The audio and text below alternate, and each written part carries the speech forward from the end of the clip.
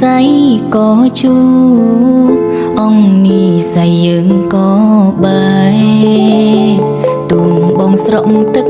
ភ្នែកអង្វរមានស្ងួនក៏អូនចាក់ចេញទៅកំហុងបងខំគ្រីមុន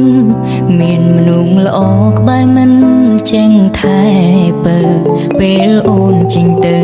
ទៅដឹងស្ដាយក្រោបើសិនមានឱកាសបងនឹងច្បាស់លាស់ជាងមុនធ្វើជាមនុស្សចឹងទុំមិនប្រើអារម្មណ៍ងងក់ដូចកូនក្មេងឆ្អែតចិត្តអូនក៏ដើរចេញបើកបែងដងទទួលបរំផ្សេងឲ្យបងដលេងអូនជ្រុលស្រឡាញ់គេហើយបើមិនមែនជាគូកុំអោយជួបគ្នាមាននិស័យត្រឹមជាសង្សារគ្មានវាសនាបានរៀបការជាប្រពន្ធប្តីអ្នកក្រោយគេច្បាស់លងគេបានប្រានស្ងួនបងសួររាប់ឆ្នាំគ្មានន័យគេប្រើពេលខ្លីយំស្រីចេញពីទ្រូងបង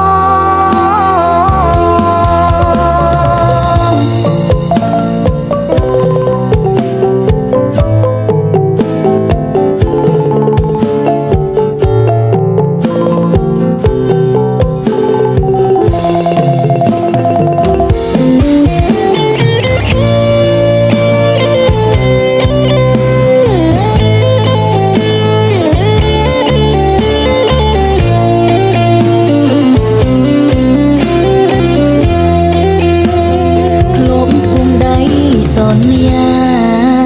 ពាក់ឈុតរៀបការនឹងគ្នាចុងក្រោយអង្គវេលាអស់សិតទីមទាបាននៅក្បែរប្រាណស្រីសល់ត្រឹមពាក្យសងសាចាំង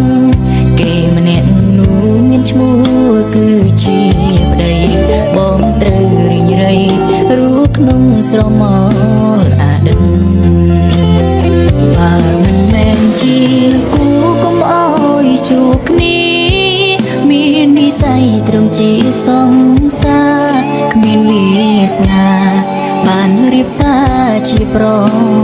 ពន្ធប្តីអ្នកក្រោយគេច្បាស់លងគេបានប្រានស្ងួនបងសួររាប់ឆ្នាំគ្មានន័យ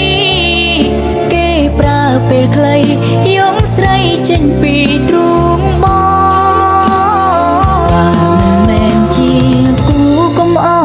ជួបគ្នាមាននិស័យត្រឹមជាសង្សារគ្មានវាសនាបានរៀបការជាប្រពន្ធប្តីអ្នកក្រោយគេច្បាស់លងគេបានប្រានស្ងួនបងសួររាប់ឆ្នាំគ្មានន័យគេប្រើពេលខ្លីយំស្រីចេញពីទ្រូងស្រីនឹងគេរួងនៅមានក្តីសុខចរ